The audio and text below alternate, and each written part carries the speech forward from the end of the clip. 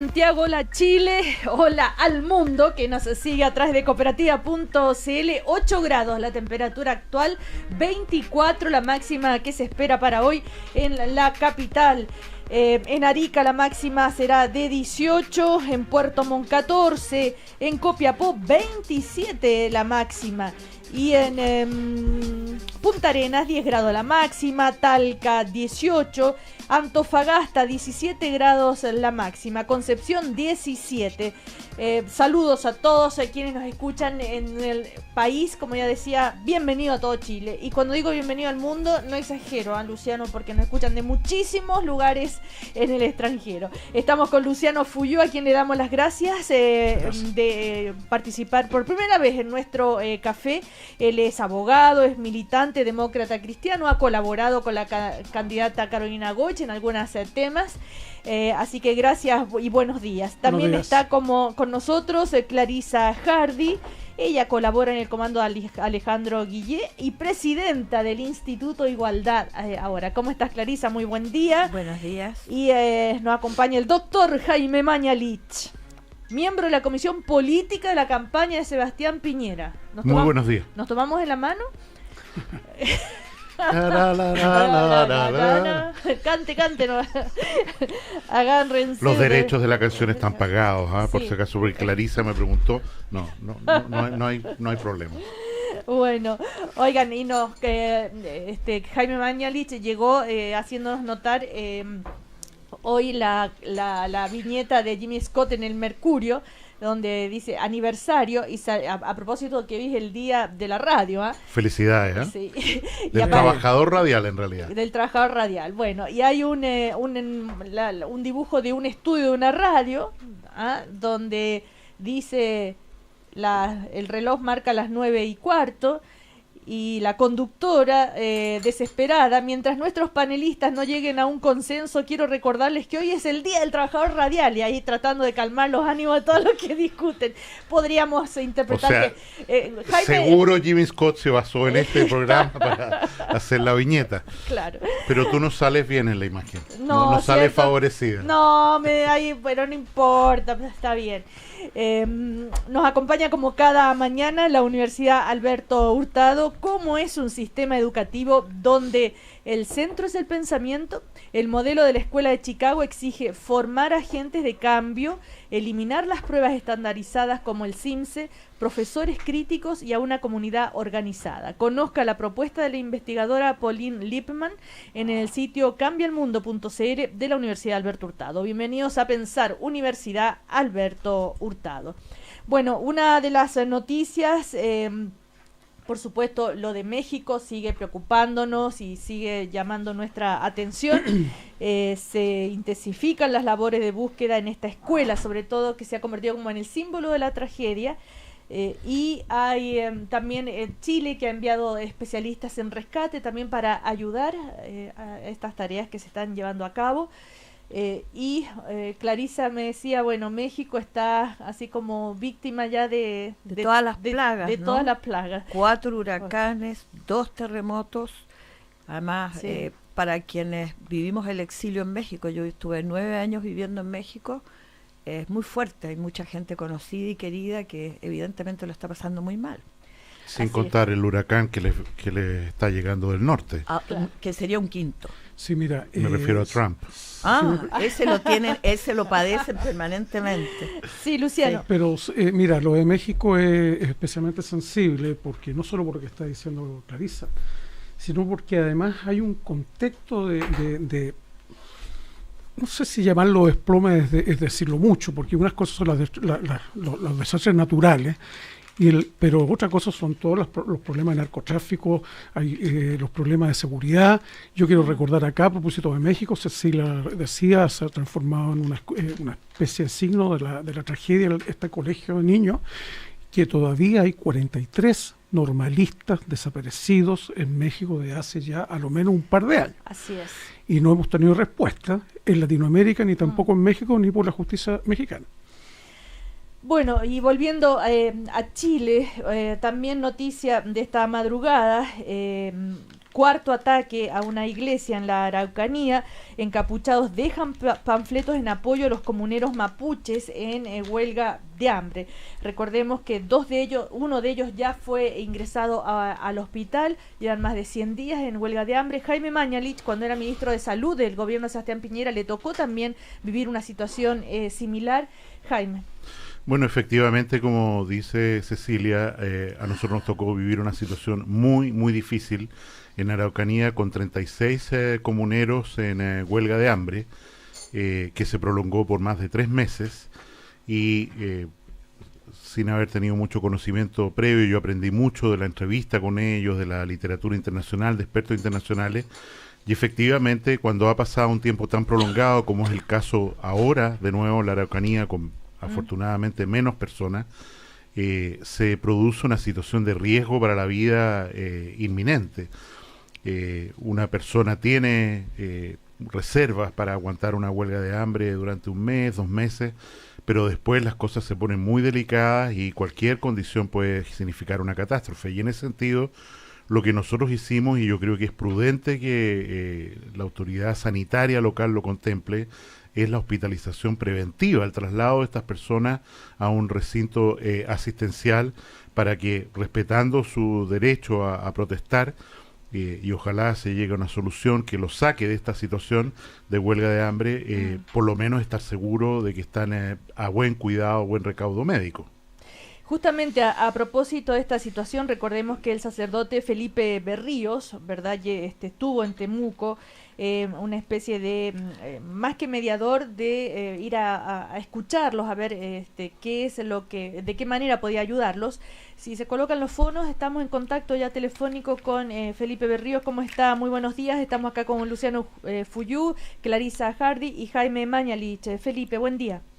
Hola, buenos días a todos y felicidades a los trabajadores de la radio. Gracias. Bueno, a ver si sucintamente nos puede describir cuál fue la situación que enfrentó y cuál es la salida. Usted habló de que el fiscal nacional debe decir algo, en fin, ¿con qué impresión se quedó? Mire, yo había de colegio médico, tiene una sección de derechos humanos, ellos me habían escrito diciendo que los comuneros querían que yo mediara. Entonces yo les pedí que por favor que fuera no un mediador de un mediador, sino que me mandaran ellos directamente la petición.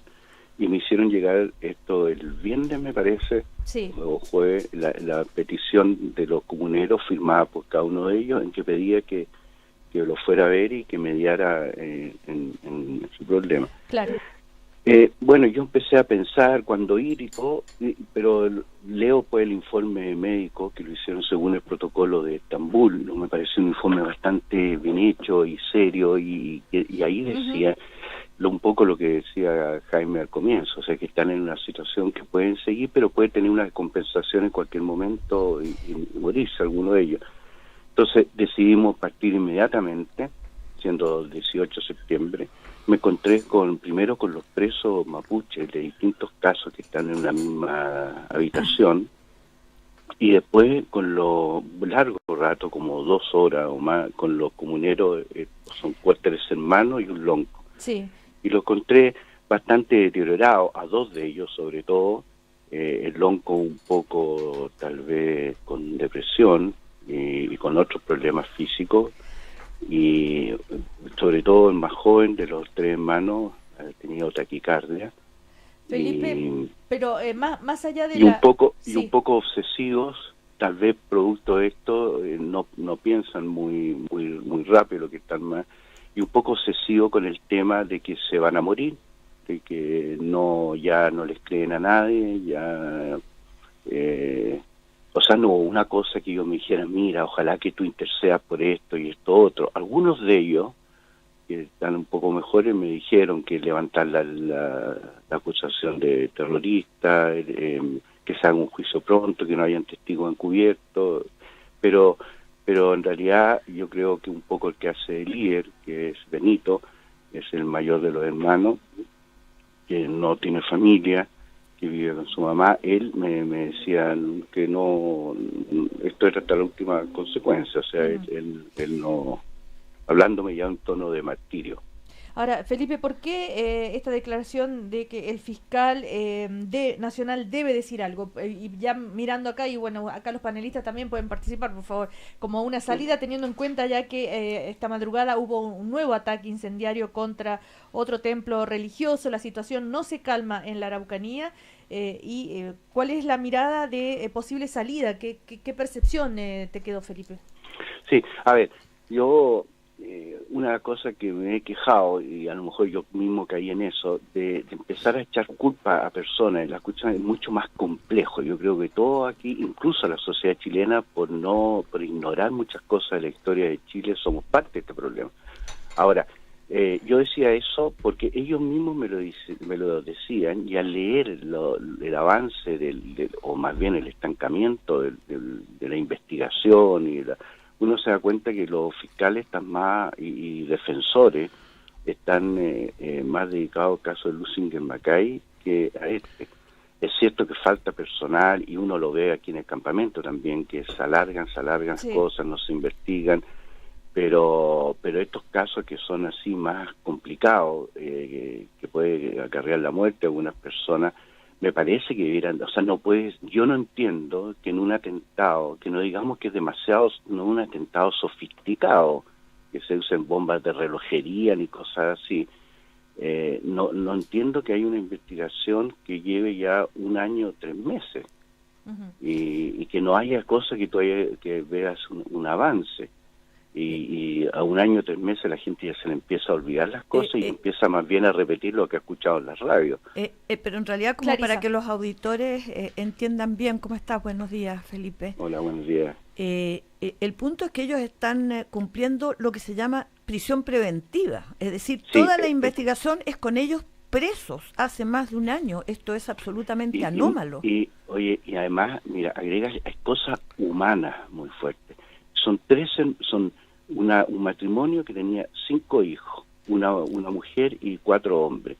El papá estaba enfermo con diabetes en el hospital. Toman a 3 de los hijos detenidos preventivamente, como tú bien señalas. A los pocos semanas se muere el papá, y como no están procesados ni nada, no los dejan ir al funeral. O sea, 3 hermanos, 5 se ausentan al funeral del padre. Luciano, ahora, Luciano, es gente de bajos recursos, entonces también eran los que aportaban trabajo en las casas, entonces hay toda una problemática también económica. Tiene que la familia viajar a Temuco, son del campo, tienen que viajar a Temuco para estar ahí viendo, se le entrega poca información.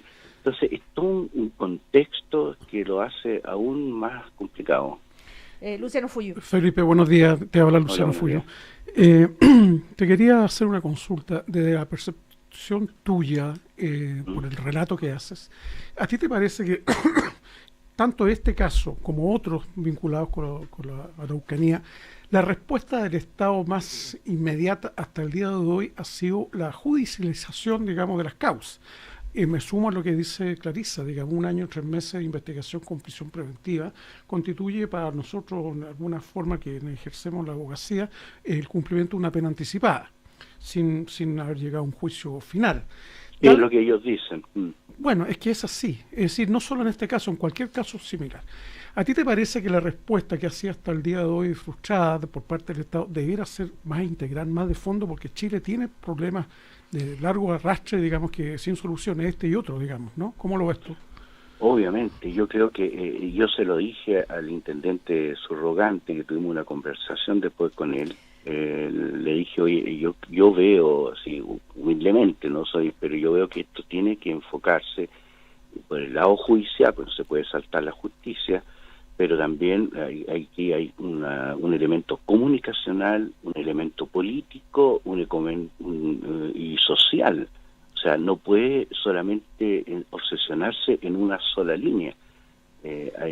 Y también yo creo mirar, acercarse a la problemática también desde un punto de vista comunicacional, de social, político, porque el problema de la Araucanía es un problema profundamente político, más que judicial. Lo venimos escuchando a todos, les digo, desde hace mucho tiempo, sí, que esto es un tema político, en fin, pero en estos casos y en este caso de los hechos concretos, de los incendios, en fin, cómo conciliar que se haga justicia por estos Por ejemplo, casos. yo le dije al Sí. intendente, ¿por qué no se junta con la familia o con los comuneros?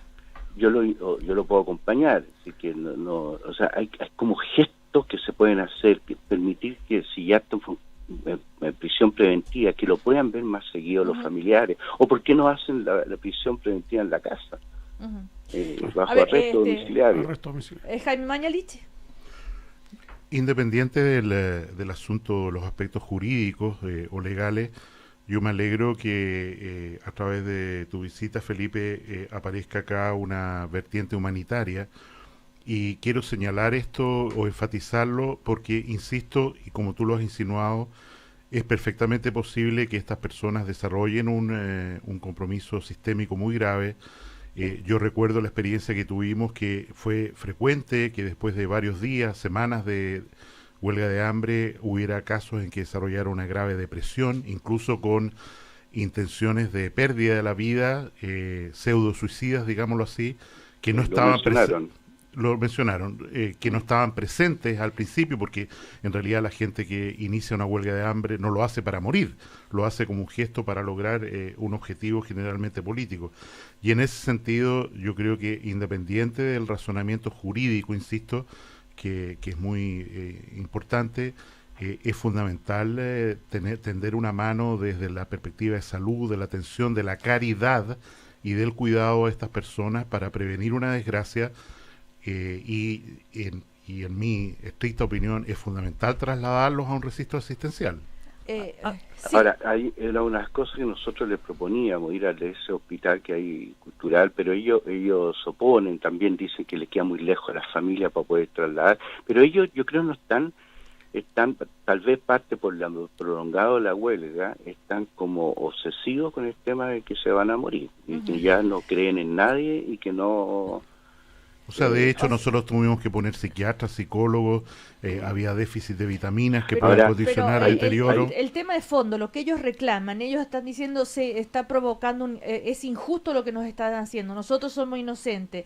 Este atentado con la reivindicación, se habla de presos políticos, ahí hay dos temas que hay que conciliar, ¿no? El lado humanitario, pero también la justicia tiene que hacer su trabajo, bueno, Clarisa. Pero la justicia pero yo creo que no hay que problema que ellos estén presos en la casa, en su casa, mientras se investiga, porque todavía no empieza el juicio. Pues ese es el punto. Clarisa, sí. La justicia tiene que hacer su trabajo. Esto no es precisamente un trabajo de la justicia, es exactamente lo contrario.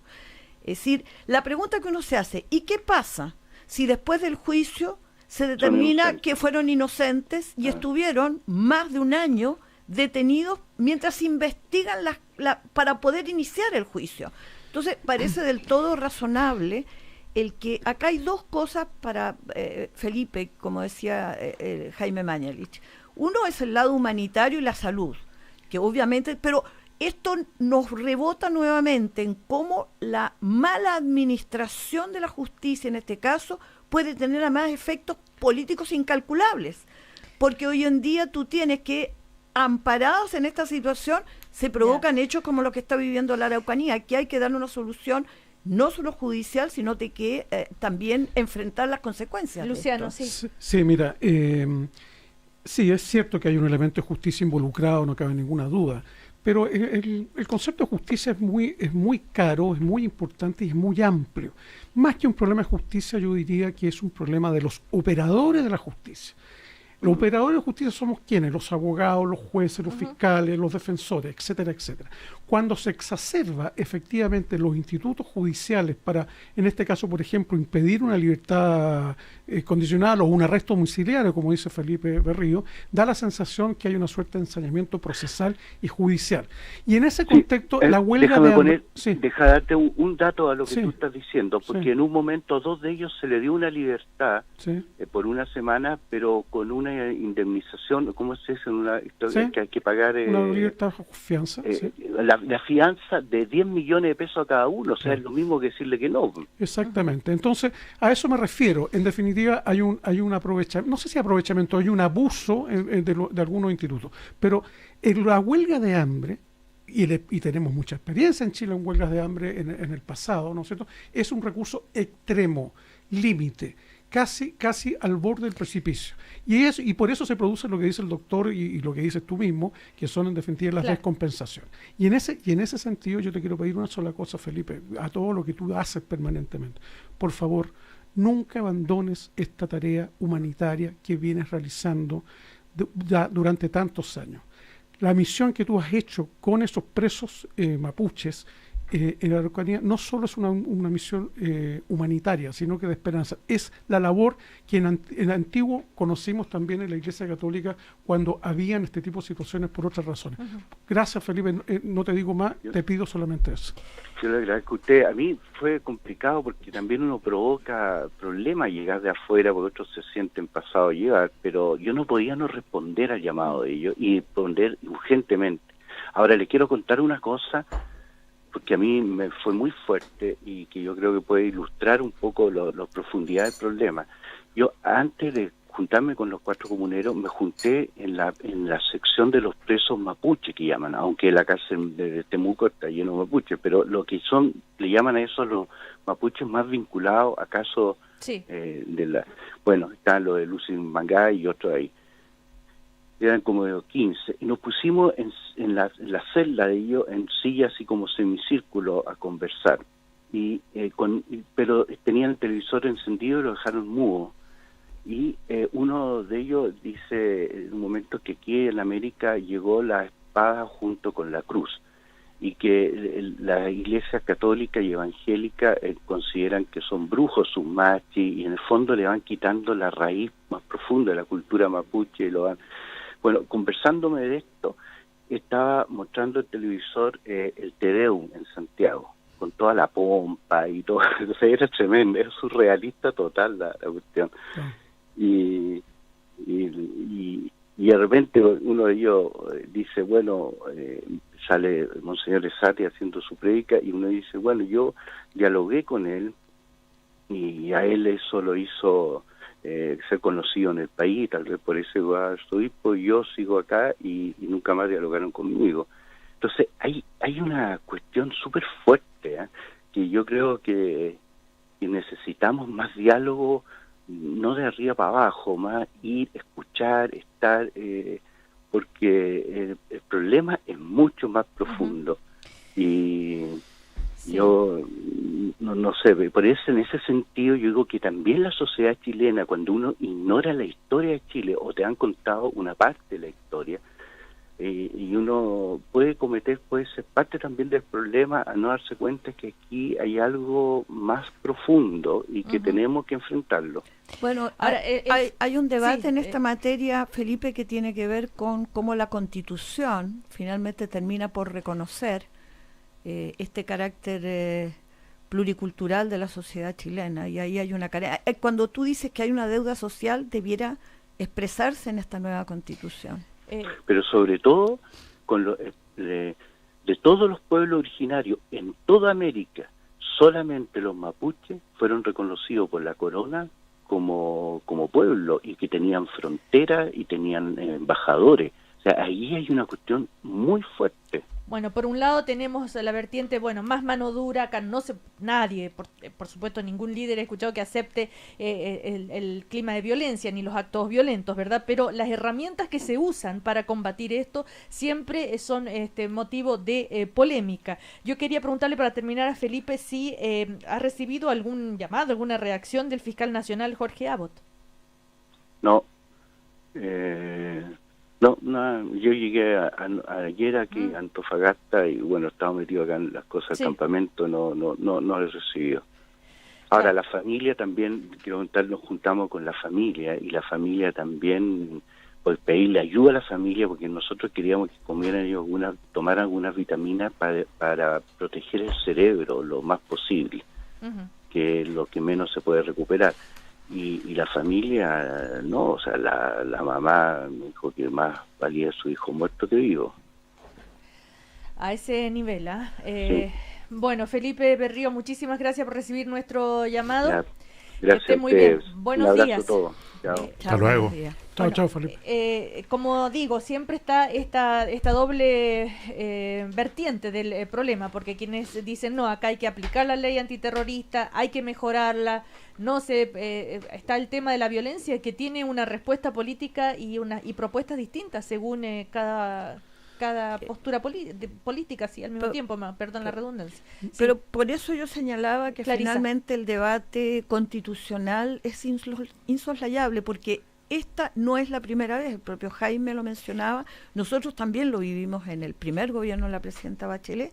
Esto está acompañando hace mucho rato la realidad social de este país, y la solución debe ser política, y esto es, a esta altura yo creo que no caben dilaciones en un debate de reconocimiento constitucional. Sí, Luciano. Sí, mira, Cecilia, a mí me parece que sin quedarme solamente en lo que es la solución política, llama la atención de que nosotros, es decir, Chile, nuestro país, nuestra sociedad, arrastra temas históricos tan profundos y tan largos como este, por ejemplo, que ha terminado a constituirse en parte del imaginario presente, ¿no?, permanente, Sí. y casi sin solución, porque hay una contradicción básica, digamos, en lo que se quiere y lo que se pueda. El tema de la salida del mar con Bolivia, este tema que ha sido tan presente en los últimos meses, el tema de derechos humanos, que llevamos 44 años en este tema. A propósito de lo mismo, quiero recordar, no por un accidente, hoy día, así como se conmemora el Día del Trabajador Radial, quiero recordar que a una hora parecida a esta, en 21 de septiembre, 41 años atrás, asesinaron en Washington a Orlando Letelier, el ex canciller, que marcó, entre otras cosas, digamos, un camino y una ruta también en esto, un homenaje para él y su familia. Sí, Jaime Mañalich, estos actos, ¿ustedes reconocen que hay no sé, un grupo minoritario tal vez de mapuches, de estos que están, no sé, haciendo reivindicaciones que son imposibles de cumplir desde el Estado de Chile? Yo creo que el problema de las etnias, de las naciones dentro de otra nación, es de muchas partes del mundo. Vemos lo que está pasando ahora en Cataluña en relación a España, que es una historia larguísima, más larga que la nuestra, por supuesto. Y yo recuerdo que la conversación con los líderes de estos grupos en huelga de hambre, incluido Héctor Yaitul, con quien me entrevisté largamente en la cárcel del Manzano, él no hizo este planteamiento, pero otro líder sí lo hizo, en el sentido de decir, a la pregunta, bueno, pero ¿cómo se resuelve esto? Es muy simple, me dijo. Lo que se requiere es crear una nación independiente que abarque desde el río Biobío hasta el río Tolten, con gobierno autónomo, con financiamiento de todo, y con o sea, una nación dentro de una nación. Entonces uno dice, si esto es lo que piden, el tema es muy complicado. Yo no quiero decir si es adecuado o no adecuado, pero resolver una diferencia de visión de esa magnitud respecto a la organización de Chile es muy difícil. Y en ese sentido, evidentemente, la medida que existe una tensión latente que se prolonga ya por siglos, al menos por 150 años, evidentemente hay grupos que lo aprovechan como causa, otros que lo instrumentalizan, pero el tema es muy profundo y requiere una reflexión de alto nivel, incluso, como dice Clarisa, constitucional. Claro. Bueno, vamos a ir a comerciales y seguimos compartiendo este primer café. WOM está contigo en tu lucha junto al Power de los emprendedores. Pórtate al nuevo plan Emprende Extra Gigas y por cada plan obtén un descuento adicional. WOM, nadie te da más. ¿Y sabes cuál es la principal ventaja de contratar una renta vitalicia con Futuro? Que vas a contar con una pensión fija en UF para el resto de tu vida. Ingresa a confuturo.cl y pide una asesoría experta y cercana. Con Futuro. A la vuelta entonces seguimos con Luciano Fuyú, Clarisa Hardy y Jaime Mañalich. La Universidad Alberto Hurtado pertenece a una red de cooperación académica e intercambio estudiantil con 200 universidades jesuitas en los 5 continentes. Somos herederos de 486 años de tradición educacional jesuita. Bienvenido a Pensar. Posgrados UAH, Universidad Alberto Hurtado, acreditada por 5 años en las 5 áreas. Oye viejo, ¿y ahora que te jubilas, qué vas a hacer? Llegó el momento de disfrutar, hijo mío. ¿Sí? Tengo asegurada una pensión fija mensual por el resto de mi vida. Pero qué seco, papá. Tú sí que piensas en el futuro. Yo pienso con futuro, hijo. ¿Qué vamos a hacer estas vacaciones? No sé, me voy a Compremos invitar. los pasajes. ¿En serio? En compañía de Seguros con Futuro, queremos estar contigo en esta importante etapa de tu vida. Tenemos más de 25 años de experiencia en pensiones. Asesórate con nuestros expertos en confuturo.cl. Vive con Futuro. Somos CCHC. Rick, tengo lo que tu negocio necesita. Permíteme chantarte los caracoles, amigo. ¿Tú crees que esta tienda salió de la nada? Me ha costado sangre y sudor. Así que si tienes lo que necesito, más te vale hablar de un plan que junte telefonía y banda ancha móvil al mejor precio. Es justo lo que te traje. Pórtate hoy a un plan Emprende Extra Gigas con doble de gigas para siempre. Y WhatsApp ilimitado por 2 años desde 15.990. Y por cada plan adicional, lleva un descuento extra. WOM, nadie te da más. Promoción válida hasta el 30 de septiembre de 2017. Bases en WOM.cl. Desde el corazón de la tierra al de todo Chile. Corazón de Minero en Cooperativa. Un programa para hablar de minería, industria y su gente. Junto a Sebastián Esnaola y Tamara Sepúlveda. Corazón de Minero. Este sábado a las 10 de la mañana en Cooperativa. ¿Tienes una empresa? ¿Es difícil que despeguen tus ventas? Entonces, esta noticia te va a encantar. Entra a bcapitals.com y haz que tus ventas despeguen sin límites. En bCapitals, creamos un plan de medios publicitarios a tu medida y te ayudamos a financiarlo. Pagas tu campaña publicitaria en cuotas. bCapitals es tu solución publicitaria. Entra hoy a bcapitals.com y haz que tus ventas despeguen sin límites. bcapitals.com. Ventas sin límites. 15 llamadas perdidas. 40 mails por contestar, 29 notificaciones de WhatsApp. Necesito comunicarme, pero conmigo. Necesitas Jeep Renegade. Escápate en tu Jeep Renegade con motor 1.8, sistema de conectividad manos libres y sensor de retroceso desde 11.990.000 pesos. Conócelo en nuestra red de concesionarios o en jeep.cl. #NeedAJeep. Precio válido hasta el 30 de septiembre de 2017. Incluye bonos marca de 500.000 pesos más bono de 500.000 pesos sujeto a financiamiento Santander Consumer. El próximo miércoles 4 de octubre celebraremos de Arica a Magallanes el Día de la Música y los músicos chilenos. Te invitamos a ser parte de los espectáculos en los que cientos de artistas consagrados y emergentes se desplegarán en todas las regiones del país para homenajear a la música chilena. Súmate además a un inolvidable concierto desde los balcones de la Moneda con el que conmemoraremos el cumpleaños número 100 de Violeta Parra desde las 20:30 horas. El miércoles 4 de octubre, todo Chile sale a cantar y celebrar nuestra música. Más información en www.cultura.gov.cl/Día de la Música. Invita Consejo Nacional de la Cultura y las Artes, Gobierno de Chile. Entre el lunes y el viernes. ¿Veamos una peli? Bueno, ya. Ah, pero el fin de... ¡Vamos a la playa! O entre el lunes y el viernes. ¿Pillamos comida? Bueno. Ah, pero el fin de... ¡Vamos al sur! Viaja sin límites todos los sábados y domingos de agosto y septiembre con el descuento de 100 pesos en combustible, pagando con tus tarjetas de crédito BCI Visa. Inscríbete en bci.cl y aprovecha este beneficio. BCI, somos diferentes. Infórmese sobre la garantía estatal de los depósitos en su banco o en www.sbif.cl. Más información en bci.cl. Fin de semana especial en Sheraton Santiago. Los fines de semana date un gran gusto y aprovecha el paquete especial de fin de semana para descansar, disfrutar y reponer energías por solo 89.000 pesos por habitación, IVA incluido. El paquete especial incluye trago de bienvenida, desayuno y late checkout. Fin de semana especial en Sheraton Santiago. Más información al 222-33-5000 o en sheraton.com/es. 12 grados. 12 grados en Santiago. Cooperativa. 25 minutos para las 10. 25 minutos para las 10. En Cooperativa, seguimos compartiendo con todo Chile el primer café. Notable. Seguimos en el primer café. Mucho, nos acompaña como cada mañana Confuturo. En Confuturo cuentan con una amplia trayectoria en la industria de rentas vitalicias, con más de 25 años de experiencia entregando la mejor asesoría experta y cercana en temas previsionales. Contáctalos en confuturo.cl. Y WOM está contigo en tu lucha junto al Power de los emprendedores. Pórtate al nuevo plan Emprende Extra Gigas y por cada plan obtén un descuento adicional. WOM, nadie te da más. Clarisa Hardy, Luciano Fuyú, Jaime Mañalich siguen compartiendo el primer café. Hemos abordado el tema de los comuneros mapuches en huelga de hambre. Hemos conversado con el sacerdote Felipe Berríos, que ha estado visitándolo. Otros temas que están dentro de la actualidad tiene que ver con el fiscal que no afloja en su ¿no es cierto?, decisión de pedirle al Senado que entregue toda la información sobre las asesorías. También está todavía el tema de la comisión Valech, y acá Luciano Fuyú, que ha hecho parte de esa comisión, también puede aportarnos alguna opinión. No sé, acá la mesa está abierta de qué les gustaría conversar. Jaime Mañalich.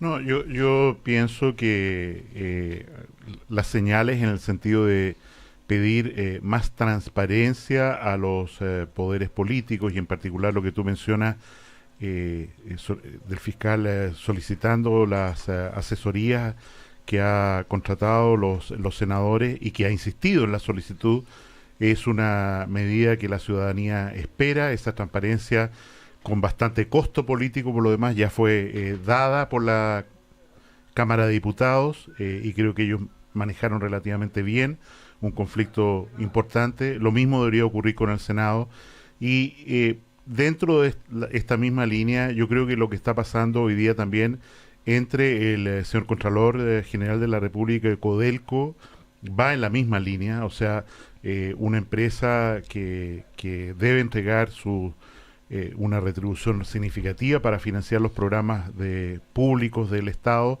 que haga contratos con familiares, que no haya probidad. Él incluso deslizó una acusación de corrupción, esa es la palabra que usó ayer. O nepotismo.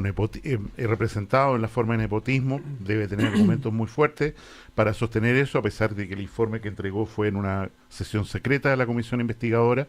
Pero por lo que trasuntaron los diputados después de esa reunión, parece cierto que el Contralor está muy firme en tratar de fiscalizar estas prácticas en Codelco y de esta manera prevenir que sigan ocurriendo. Yo creo que los estándares que se están exigiendo en Chile apuntan a un sentido correcto, y ojalá los incumbentes, las personas a las que se pide información, la entreguen y esta cosa se pueda aclarar, y como sugería el diputado Castro ayer, al menos en el caso Codelco, generar mayor transparencia. Ahora, esta mañana, respecto al tema del Senado, Clarisa, Alejandro Guillén, en entrevista con el diario de Cooperativa, el candidato a la presidencia, habló de un conflicto sobredimensionado. Con franqueza, esta discusión lo único que hace es que la gente no entienda mucho lo que hacen la Fiscalía y el Senado, porque la gente lo que quiere es que se investiguen los delitos contra la propiedad. O sea, en este momento dijo en que el 90% de los casos ni siquiera se investiga, la gente se siente en la más completa indefensión y no entiende este cuadro, y menos que los fiscales estén concentrados en esto, cuando basta pedir la información en las mismas páginas del Congreso si es que realmente tienen interés en el tema. Mientras tanto, la gente se siente en la impunidad, o sea, no sé si se entiende la idea. ¿Sabes qué? Acá están haciendo tanto escándalo con esto de el fiscal pidiendo la información al Senado, y por otro lado la ciudadanía no entiende qué tanto con esto, cuando ellos mismos están sufriendo delitos contra la propiedad y que la justicia no se ocupa del tema.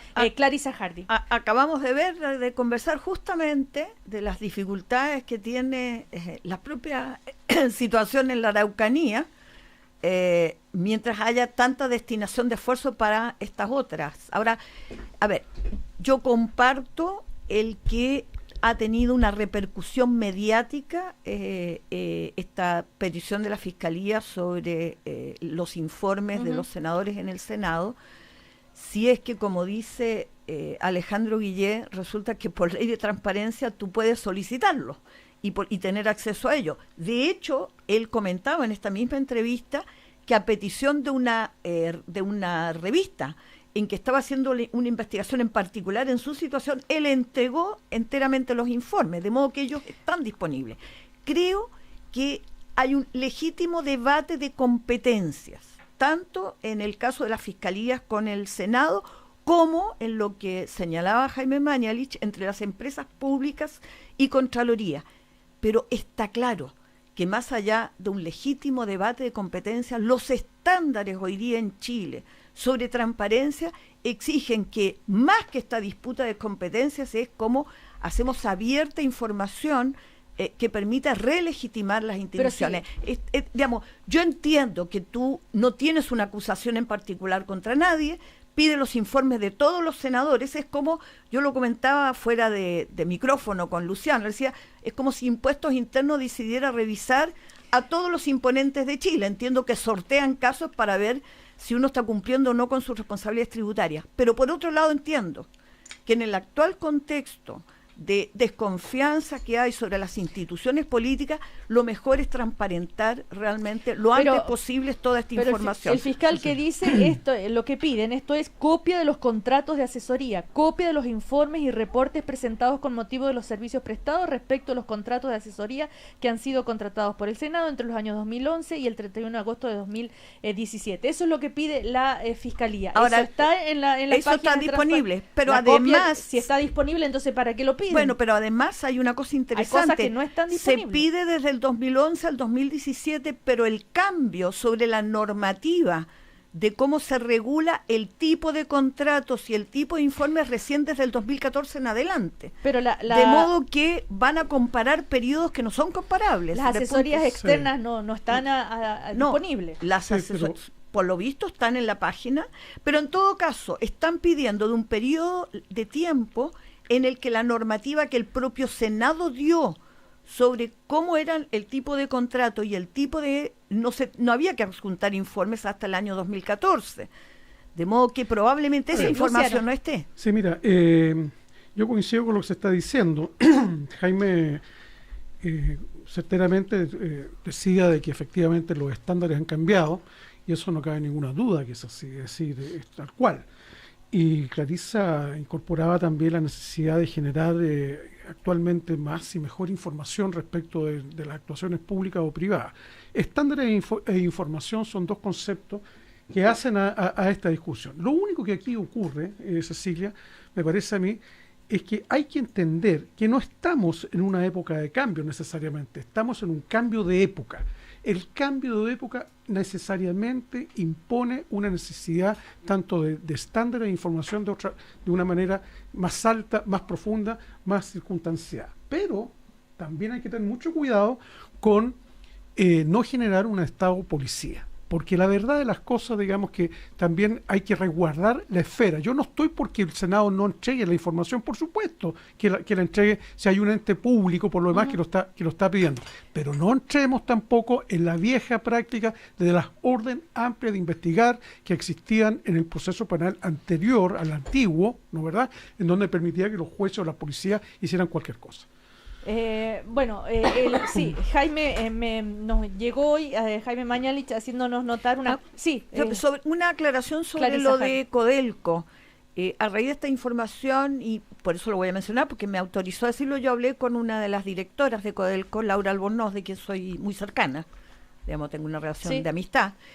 Y Laura me afirmó que en este directorio, desde que asumió el 2014, se acabaron las asignaciones directas por parte de Codelco. Por lo tanto, en cualquier caso, la información es secreta y no sabemos a qué se refirió el Contralor ayer, pero debieran ser del periodo anterior a esta gestión de Codelco.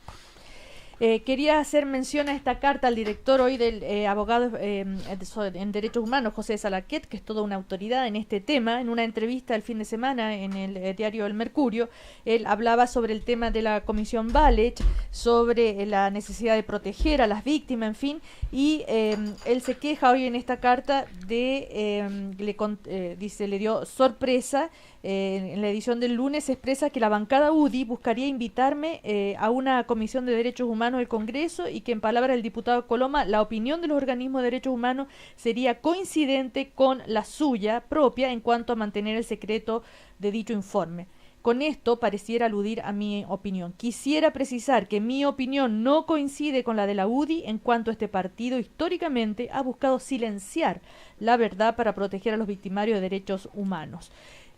Sí, Luciano Fuyú. Sí, bueno, yo no puedo menos que coincidir con Pepe Salaquet. Cuando Pepe habla, todos aprendemos un poco más siempre. Él ciertamente es una autoridad y yo leí atentamente su entrevista del Mercurio de los días pasados. Coincidimos total y completamente con él. No solo en la línea de protección de la información respecto de las víctimas que no quieren liberar esa información, y también el derecho de las víctimas que quieren que su información se libere, que por supuesto se libere. O sea, hay que pensar en ellas en su globalidad. José Salaquet tiene toda la razón en cuanto a su alcance de la carta de hoy día respecto a la UDI. Nosotros decíamos el otro día que es bastante delirante. Yo lamento que se diga o se razone de esa manera. La presidenta de la Comisión de Derechos Humanos del Senado, la senadora Rissenberger, con todo el respeto que merece, digamos, ella y su partido, la verdad es que defiende la no entrega de información, pero no en función, creo yo, de proteger necesariamente a las víctimas, sino que en el temor de que se conozca algo más respecto a los victimarios. Ella es una reconocida defensora, efectivamente, de todas estas personas que han cometido estos atropellos. Ella concurre a Punta Peuco, etcétera, etcétera. Está en su derecho, es su opinión, es su convicción, yo no se la voy a tratar de cambiar. Pero a la vez no puede también conjugar eso con el derecho de los victimarios.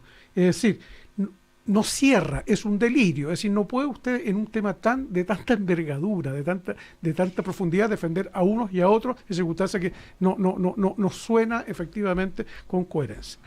Sí, Jaime Mañalich. Yo, durante las últimas semanas, desde que la Presidenta de la República, en la conmemoración del 11 de septiembre, La Moneda hizo el anuncio de poner discusión inmediata a la liberación de secreto del informe de la Comisión Valech al proyecto de ley, el entendido que ya había un pronunciamiento incluso de la Corte de Apelaciones respecto a gestiones previas judiciales. Yo creo que se ha levantado una discusión extraordinariamente valiosa y rica, muy respetuosa, en la que han participado hasta la madre, la Presidenta de la República, ¿no es cierto?, muy distintos actores. Creo que esta conversación tiene que mantenerse en un muy buen alto nivel para resolver de la mejor manera posible. En ese sentido, es evidente que uno no puede darle interpretaciones como la que se pretendió dar por parte de un diputado comunista al expresidente don Ricardo Lagos, diciendo que este era un pacto de silencio, que él había comprometido. Creo que eso es una bajeza inaceptable, como el mismo expresidente se apuró a decir.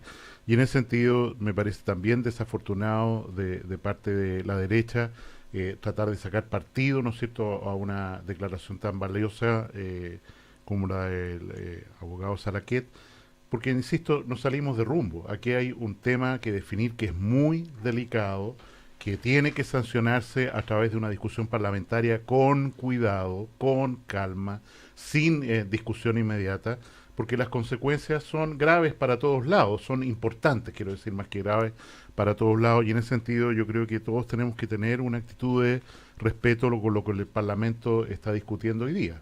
Entonces, yo quiero compartir con los dos que hablaron antes, y esto lo tratamos justamente el jueves pasado. Sí, exactamente. Estaba Jorge Correa, Luciano. Ya. Hicimos la clara distinción entre lo que significa el pacto de silencio para la impunidad de lo que es el derecho a la privacidad o reserva en el caso de que así lo quisieran los que han sido víctimas de violación a los derechos humanos, y sin duda son inaceptables y una bajeza que un diputado del Partido Comunista de la Alianza de Gobierno de la que yo formo parte haya dicho esto del presidente Lagos y de todos los integrantes, obviamente, de la Comisión Valech. Yo espero que él se retracte, porque esto es una ofensa gratuita. Pero además, quiero decir que en estas fechas, por si hubiera alguna duda sobre estas materias, coincidimos accidentalmente con Luciano en un cine, una película que la recomiendo calurosamente, que se llama Cabros de Mierda, del director, no solo director, el guionista de la película, Gonzalo Justiniano, que es muy reveladora de la época que se vivió. Es una película que realmente conmueve, que no tiene nada de truculencia, es de la vida cotidiana de lo que pasaba en China en el periodo de la dictadura, Creo que es el tipo de películas que enseña mucho de la historia de nuestro país y que pondría otra forma de discutir en la sociedad si la viera masivamente la población. Es un aporte. Todo lo que ha provocado esta discusión, ¿cierto?, de este proyecto de ley y esta iniciativa del gobierno fue no solamente lo que ustedes acaban de comentar, sino también por rebote el supuesto pacto de silencio y las declaraciones de tanto del general Oviedo como del general Izurieta, que en una entrevista también el fin de semana habló largamente sobre este tema y que dijo: es un mito que el ejército tenga información y no quiera entregarla. Me molesta profundamente cuando escucho a políticos, a diputados, a periodistas que dicen que el comandante en jefe miente y han mentido todos sus antecesores. Me parece grave. Están obligando al comandante en jefe a volver a la arena política, a defender temas de corte político, y no es bueno para el país, señala entre otras cosas el general en retiro, el general Izurieta. Luciano Fuyú leyó esa entrevista y también Sí. me comentaba, le llamó la atención algunas opiniones. Sí, mire, sí, yo leí la entrevista atentamente, la tengo sobre mi escritorio. Yo coincido de nuevo con José Salaquet, porque en referencia probablemente a las declaraciones anteriores, Salaquet dice que él tiene, no dice la certeza, pero él sabe que probablemente en el CARDEX de la oficina del comandante en jefe no hay una carpeta con la información. Eso lo dice Pepe en su entrevista.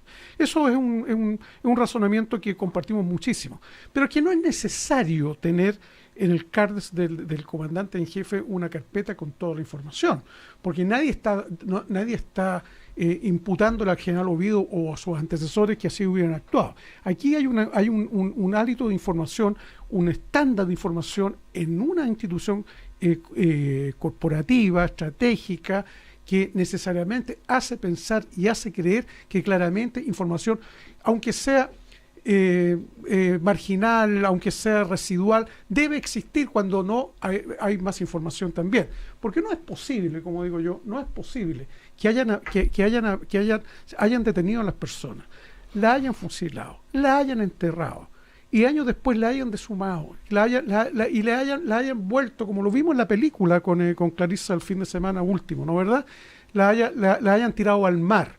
Y resulta que de aquellas personas hay más de 1000 y tantas víctimas que todavía no se sabe dónde están, y a esta institución se le olvidó dónde las dejaron. Pero Luciano, no resiste. Luciano, recuerda que hay una cosa más, que se dijo Clarissa, que habían tirado al mar un cuerpo que luego fue encontrado sus restos, por lo tanto hubo información falsa. Sí, bueno, pero mira, yo estoy de acuerdo con eso.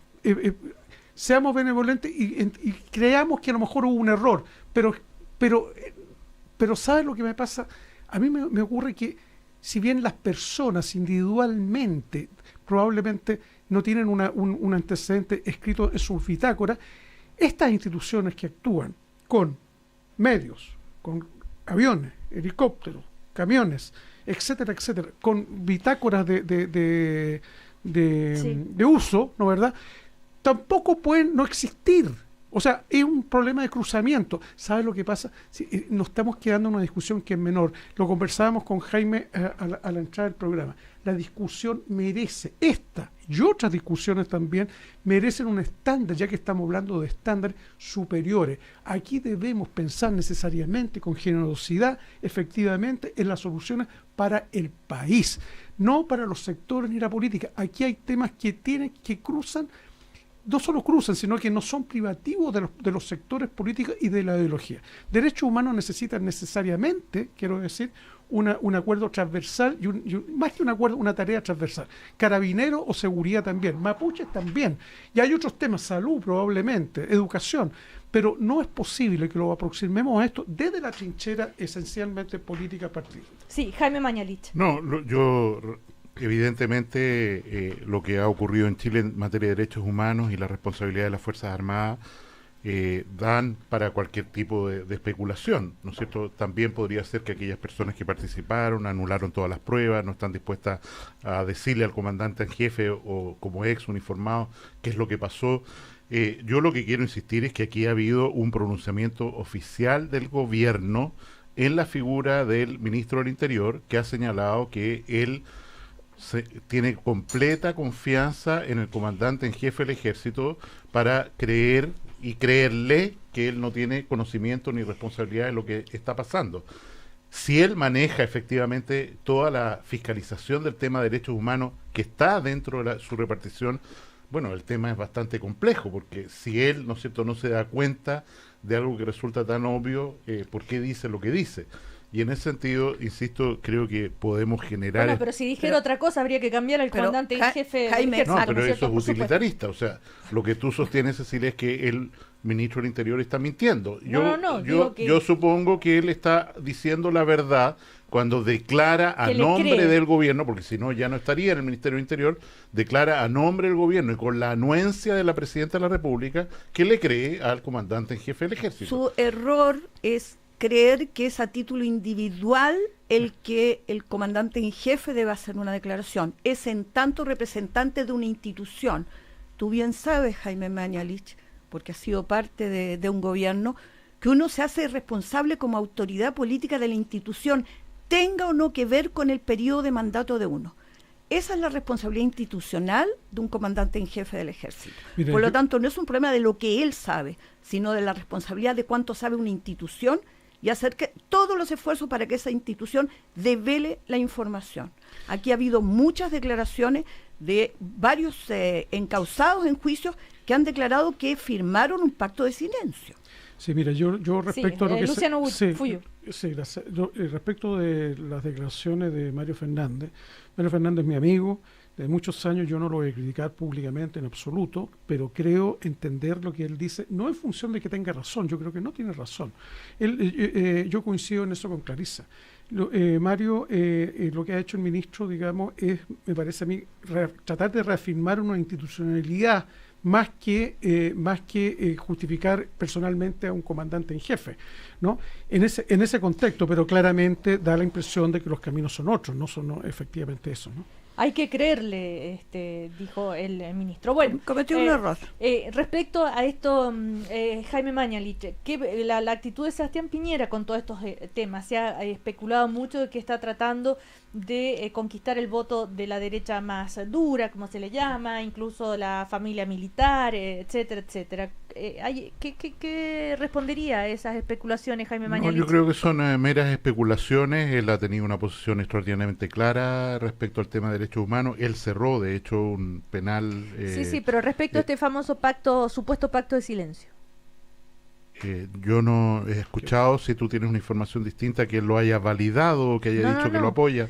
No, son actitudes, gestos que se han observado según sus detractores, por supuesto. No, yo no, o sea, estamos en un periodo de campaña súper feo, ¿no es cierto? Y todos los gestos, y ¿no es cierto? Que ayer se refirió a los comuneros mapuches como estos compadres, 150 compadres. Yo creo que se presta para todo tipo de interpretaciones y no podemos caer en eso. Estamos en periodo de campaña, faltan 2 meses para las elecciones y contradiciendo a Jimmy Scott en la caricatura del Mercurio hoy día, yo creo que al menos nosotros tenemos que tratar de mantener un nivel alto en la conversación. Sí, Clarisa. Digamos, yo echo de menos esos gestos que tú decías del expresidente Piñera, que debo reconocer que fue de las cosas que yo valoré de su gobierno, cuando él habló de los cómplices pasivos, tuvo el coraje de decirlo y simultáneamente cerrar el penal Cordillera. Yo echo de menos a ese Sebastián Piñera en esta campaña, que creo que efectivamente está silenciando esto para poder tener la adhesión del voto duro de la derecha más dura, que es de la UDI, y esta es una deuda, si fuera es una así, deuda con él mismo. Casten ocupando esa posición con 5%. Bueno, precisamente lo que quiere es aminorar el voto que le puede sacar Cast. Por lo tanto, yo tengo extraño a ese Sebastián Piñera. Es la misma persona. Hasta ahora no ha demostrado cambiamos. que es el mismo. Hasta ahora no. Sí, Jaime. Yo quisiera una cosita que no puedo dejar de comentar, es felicitar a Carabineros, que durante una institución tan vapuleada en el último tiempo, que en este fin de semana largo, muy largo, hizo un trabajo formidable en prevención de accidentes de tránsito y muerte. Efectivamente, el número de fallecidos es el más bajo en fiestas patrias desde el año 2002, con un parque automotriz mucho más grande, y creo que el hecho que hayan detenido a casi 900 y tantas, casi 1000 personas por conducir en ebriedad o bajo efecto del alcohol. Habla bien de la tarea preventiva que ellos hicieron, que se tradujo en un resultado de 21 fallecidos, desgraciadamente, pero mucho menos que el año pasado, que fueron 37, y 791 lesionados, y vaya la felicitación por esta tarea. Bueno, y Clarisa. Como mujer, como socialista, como persona que tiene una profunda admiración y respeto por la presidenta Bachelet, quiero señalar que me siento muy orgullosa del rol que ella ha estado cumpliendo hoy día en Naciones Unidas. Bachelet terminó su primer gobierno instalando un sello que este país no olvida, el sello de la protección social, que es donde hay que fortalecer aún más, y está abriendo otro, que es el de respeto por el medio ambiente. Así es. Bueno. Luciano, ¿listo? Ya se nos termina el Bueno, tiempo. no, Jaime Mañalich, Luciano Fuyú, Clarisa Hardy, muchísimas gracias. Miren, el CERVEL publicó el padrón definitivo para los comicios. 14.308.151 electores habilitados en Chile. Absolutamente imposible. ¿Por qué? Es un padrón súper expandido.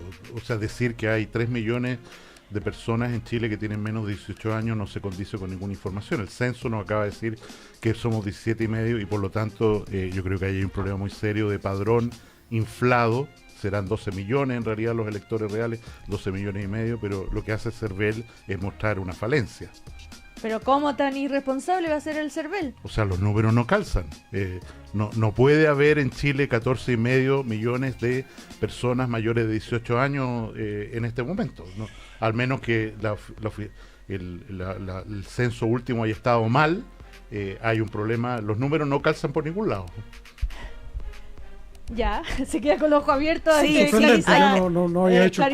Estoy tratando de recordar cómo es el perfil etario para saber lo de los números. En todo caso, es un padrón grande, alto, y nuestra convocatoria es a derrotar la abstención, que creo que es lo que puede ser definitivo en las elecciones próximas. Van a votar menos de 7 millones de personas, 6,5 millones de personas por ahí, y ese padrón con está inflado. 6,5 a 7 millones de personas, la competencia está abierta. Ahora, pero está inflado por alguna motivación no.